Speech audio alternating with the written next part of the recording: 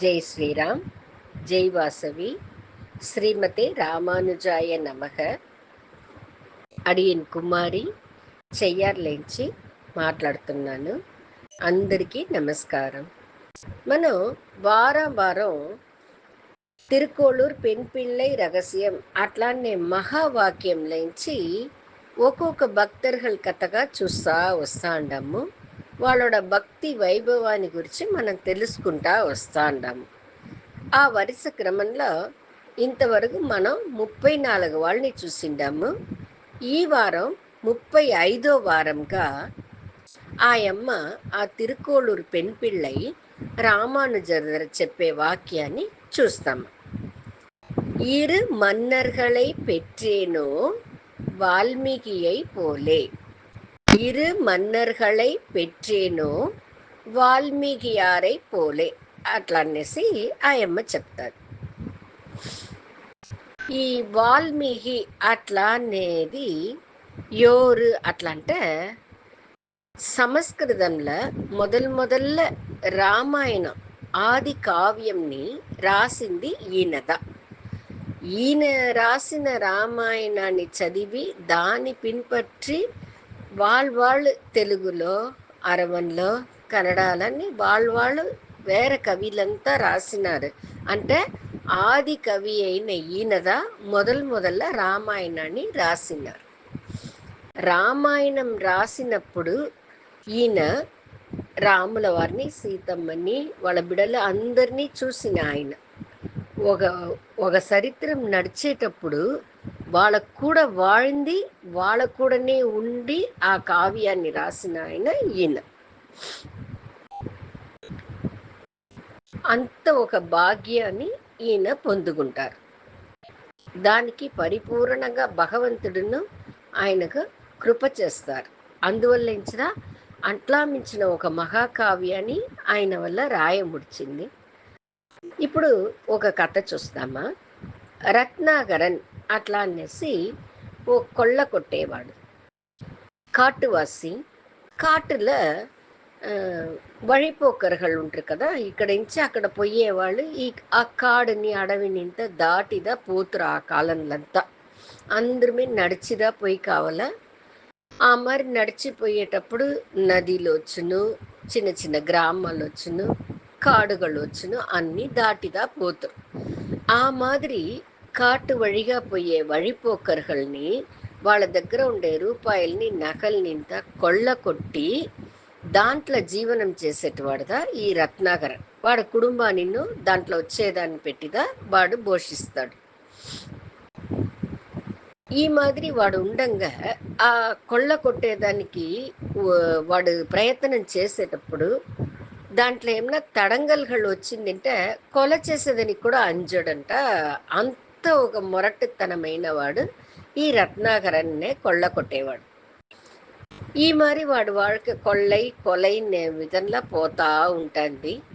ఈ మరి ఉండేటప్పుడు వాడోడ పూర్వజన్మ పుణ్యం భగవంతుడు వీడిని ఆట్కొళ్ళాలని తలుస్తారు. భగవంతుడి కరుణ కడాక్షం ఈ మనిషి పైగా పడుతుంది.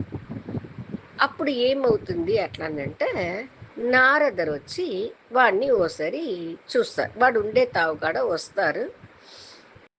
ఎప్పుడు మరి అందరి దగ్గర కొళ్ళ కొట్టే మాదిరి ఆ రత్నాకరన్ వచ్చి నారదర్ని చూసి, నీ దగ్గర ఏముందా మొత్తం ఈ నాది రూపాయి ఎంత ఇయ్యి అట్లా అనేసి బెదిరించి అడుగుతాడు.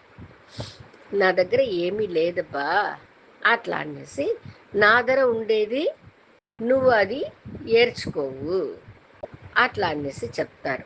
అది ఇంకా లేదు, నువ్వు దగ్గర రూపాయి ఉండేదని నాకు ఇయ్యి అట్లా అంటారు. అప్పుడు ఆయన అడుగుతారు, ఇట్లా పాపకర్మాల్ని చేస్తావే, దీని నుంచి నీకు ఎంత ఒక నరకలోకం దొరుకును నీకు తెలిసినా, ఆ నరకలోకంలో ఎట్లంతా ఉండు నీకు తెలిసినా అట్లా అని అడుగుతారు. పాపం, పుణ్యం, నరకం, మోక్షం ఇదింతా నాకేది తెలీదు.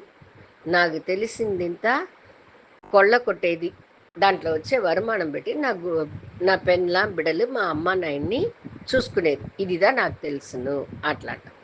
అప్పుడు నారదరు చెప్తారు, పాపాలు చేస్తే ఏమేమి కర్మాలు వచ్చును, ఎట్లా మించిన నరకాలు వచ్చును, దాంట్లో ఏమేమి అనుభవించాలనేది అన్నీ వాడికి ఎత్తి చెప్తారు. అప్పుడు వాడికి నిండా భయం ఇస్తుంది. అప్పుడు కూడా వాడు ఏం చెప్తాడు నారదర్ దగ్గర, సరే నాకేముంది చింత, నా కుటుంబానికి వస్తారందని నేను పాపం చేసింది, అప్పుడు ఈ పాప కర్మాల్ని కూడా మేము అందరూ పంచుకుంటాము, నేను మా అమ్మ నాయన నా పెళ్ళ బిడలు అందరూ పంచుకుంటాము అట్లా అంటారు. అప్పుడు నారదర్ చెప్తారు, నువ్వు కలట పోయి మీ ఇంట్లో మీ అమ్మ నాయన్ని పెళ్ళాం బిడ్డలు అందరినీ అడుగు, నీ పాపాలని పంచుకుంటారా అని పోయి అడుగుండ్రా అట్లా అని చెప్తారు. అప్పుడు వీడేం చేస్తాడు, నారదర్ దగ్గర అదే మాదిరి నేను పోయి అడుక్కుని వస్తాను అనేసి ఓ 4 అడుగు పోతాడు. తిప్పి నా మనసుని వేసి ఇంత కొഴపేసి నువ్వు బాటి పరిగెత్తి పొడిసి ఉంటే ఏం చేసేది, ఉండు నిన్ను ఒక మాకుల కట్టి వేసేసి దాని వలన నేను పోతాను అనేసి ఒక మాకుల నారదర్ని కట్టి వేసేసి వాడు ఇంటికి పోతాడు. ఇంటికి పోయి వాళ్ళ అమ్మ నాయన్ని అడుగుతారు, మీరు నా పాపాలని పంచుకుంటారు కదా, నేను మీకు అందరికోసరంగానే పాపాలు చేసి ఈ మరింత కాపాడుతుంది, అప్పుడు మీరుందని నా పాపాలని పంచుకుంటారు అట్లా అని అడుగుతారు. మమ్మల్ని కాపాడాలనేది నీ కడమ. అట్లా ఉండేటప్పుడు చిన్న బిడగా నువ్వు ఉండగా నిన్ను పెంచేటప్పుడు మేము కష్టపడి పెంచితిమి కదా, ఇప్పుడు మా వయసు అయిన కాలంలో మమ్మల్ని చూసుకోవాల్సింది నీ ఒక ధర్మం, నీ ఒక కడమ. దాన్ని నువ్వు చూసావు, దానికి నువ్వు తేర్దెడుతున్న ఆ దోవ తప్పైన దోవ. అట్లా ఉండేటప్పుడు నీ పాపాలని ఎందుకు మేము తీసుకోవాలా? మేము కొల చేసి నిన్ను పెంచితిమి లేదే, నువ్వు ఆ మరి తప్పైన దోవని నువ్వు పిన్పట్టుతావు, దానికి మాకు సంబంధం లేదు, మేము పాపాలని తీసుకోము అనేసి అమ్మ నాయన చెప్తారు.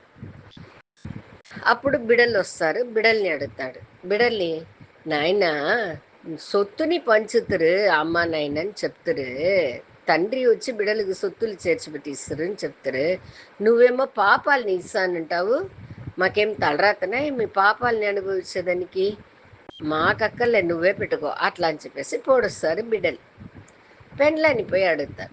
పెండ్లాని అడిగితే అప్పుడు పెండ్లాని చెప్తుంది, నా అమ్మగారిల్లు వాళ్ళ ఇంటి అన్ని విషయాల్ని విడిచి నిన్ను నమ్మి నీకోసం నేను వస్తుని, అట్లా వచ్చిన కత్తని నువ్వు ఎంత బాగా కాపాడాలా, నువ్వేమిటంటే కొల్ల చేసి కాపాడుతావు, నాకు వేరే దోవ లేదు, మొగుడు ఎట్లా పోతారో అట్లా పోవాలని నేను నీ కూడా నీ దోవలో వస్తాను, అట్లా ఉండేటప్పుడు నీ పాపాలని వేరే నన్ను ఏడ్చుకోమంటావే, ఇప్పుడు నేను అనుభవించేది చాలదా, ఇంకా చచ్చినవనగా నీ పాపాలని వేరే నేను చేరి అనుభవించాలనా, పోయా నీ పని చూసుని అట్లా అని చలిప్పుగా చెప్పేసి అది పొడుస్తుంది.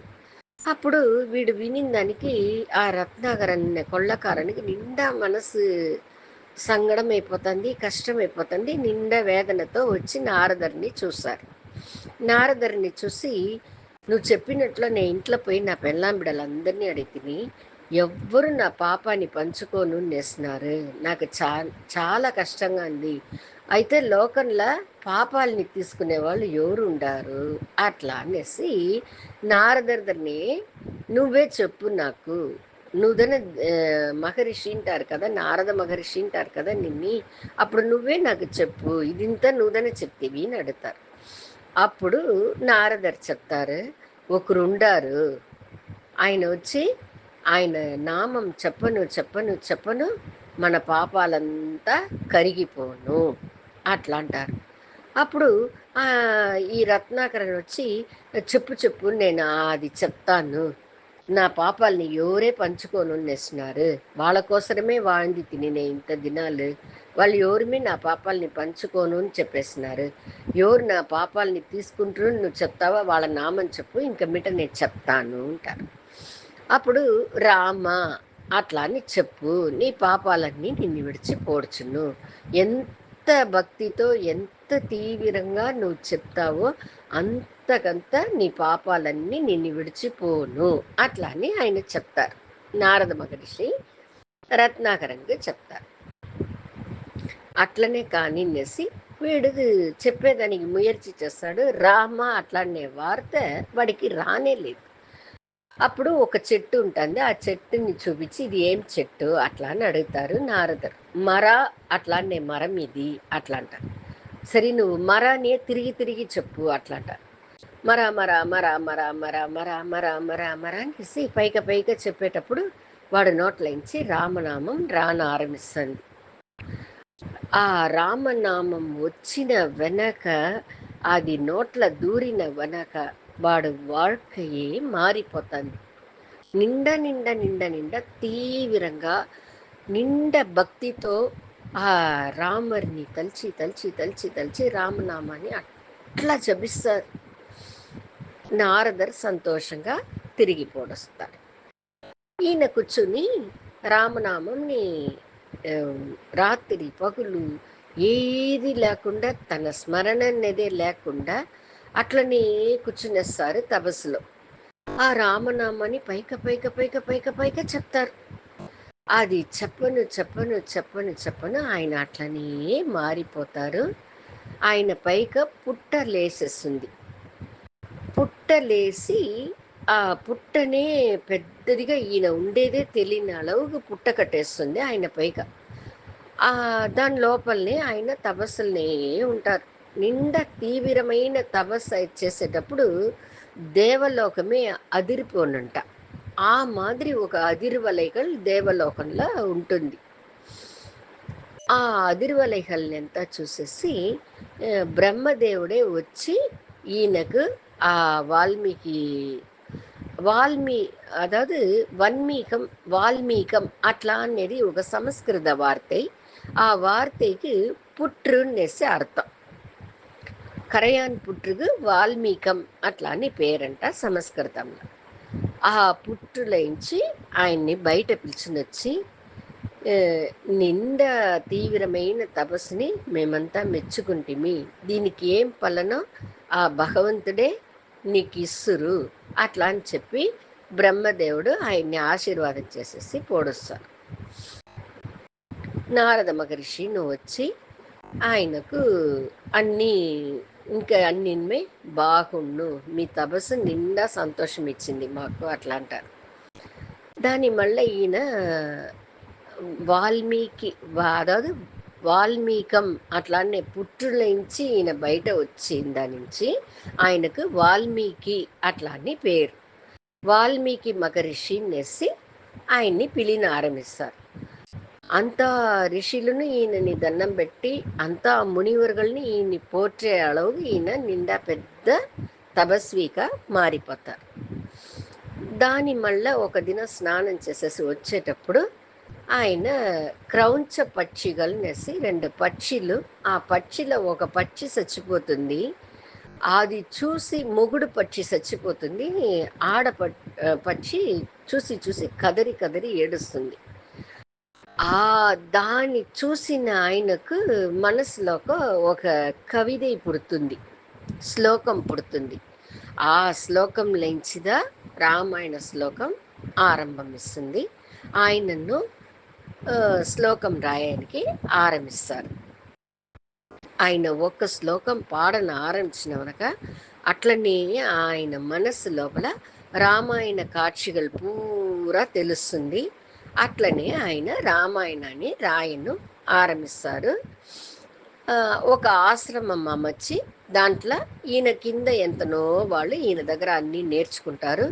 వేద మంత్రాలంతా తానుగానే, ఆయనేమో చదవలేదు, అయినా అన్నీ ఆయనకు ఆ దేవుడుடைய అనుగ్రహం నుంచి తానుగానే అన్నీ వస్తుంది.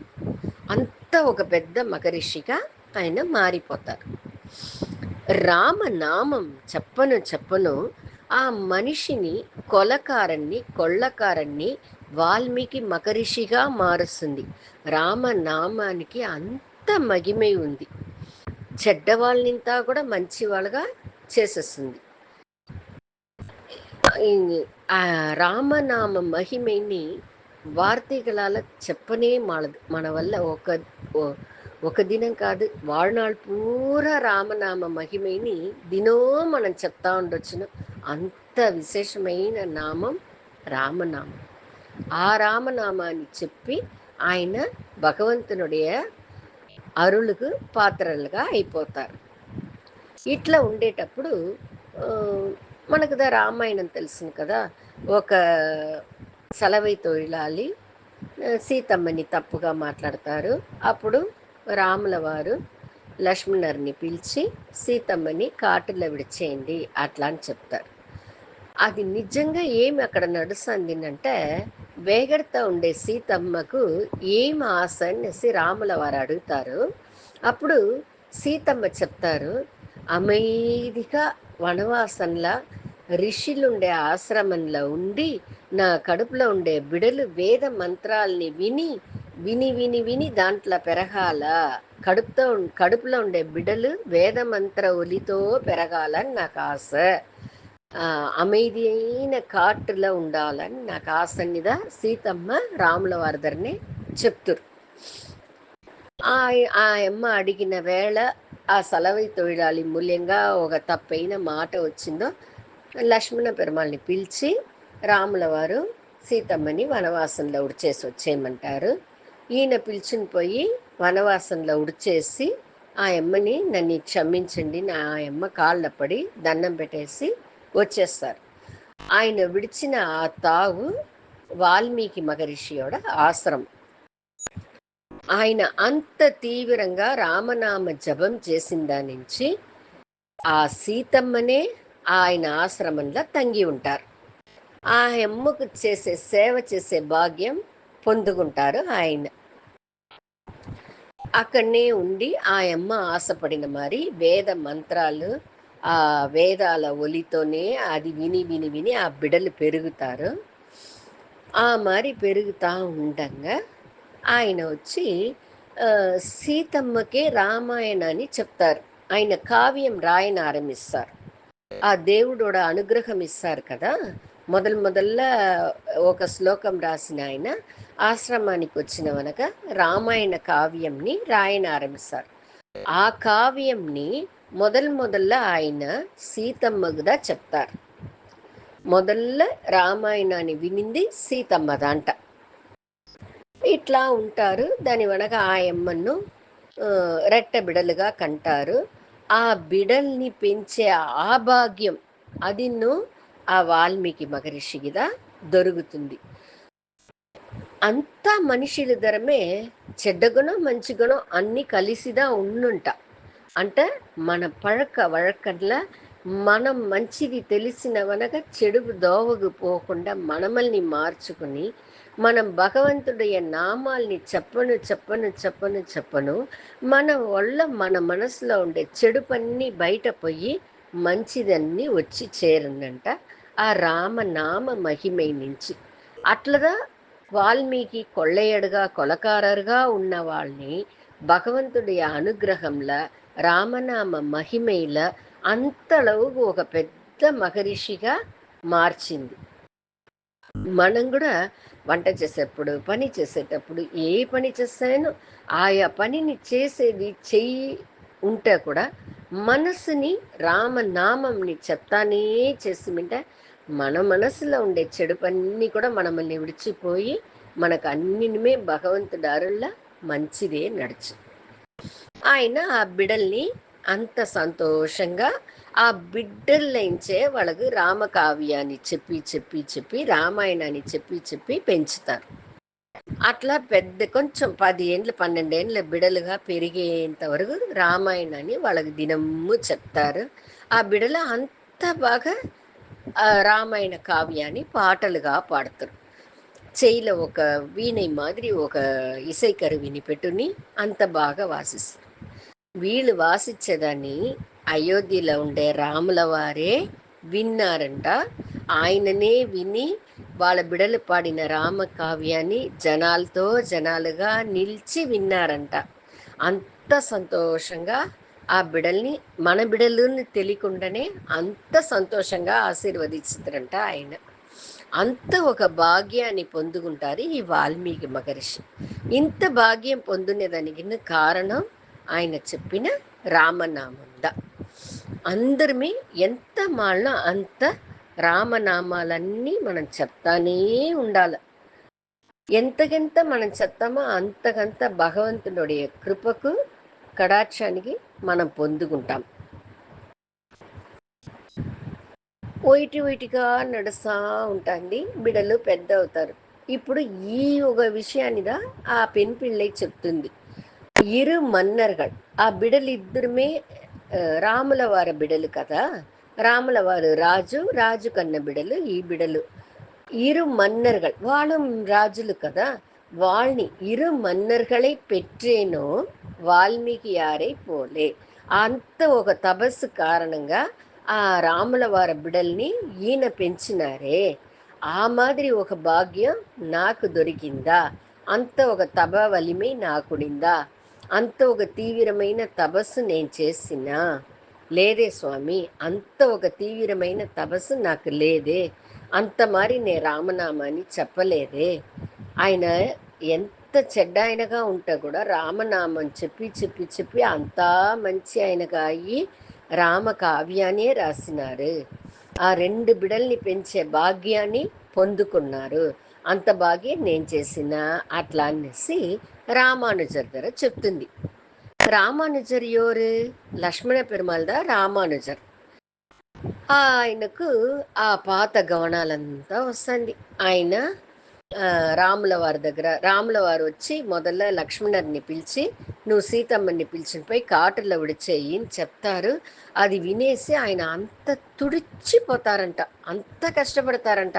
అన్నా ఇది ఎంత పెద్ద పావ చేయాలని అన్ని చేయమంటావే అన్నా, ఇది ఎట్లనా, ఇది సరికాదునా, వద్దునా వద్దునని తుడిచిపోతారంట. ఇది నా కోసరం కాదు, లోకం ఒక మాట చెప్పకూడదు సీతమ్మని, అందుకోసరందా అట్లా అని చెప్పి ఆయన రాముల వారే ఏడుస్తుందా పంపిస్తారు. మరి చెప్పి పంపించేస్తారంట. లక్ష్మణరాయన్ సీతమ్మని పిలుచుని కాటులో పోయి విడిచేసి వచ్చింది అన్ని లక్ష్మణర్ద. విడిచేసి ఆ అమ్మకు నమస్కారం చేసుకుని నన్ను క్షమించండి అని చెప్పేసిదా ఆయన వస్తారు. లక్ష్మణర్గా రామానుజర్ ఇది అన్నీ చేస్తారు. ఆయనకు ఆ గవనాలంతా వచ్చి ఆ పాత గవనంలో ఆయన కంట్ల నీళ్ళు వస్తుందంట. ఇట్లంతా నడిచింది కదా, మనం దాన్ని సీతమ్మని విడిచేసి వచ్చేసి అట్లంతా తెలుస్తారంట.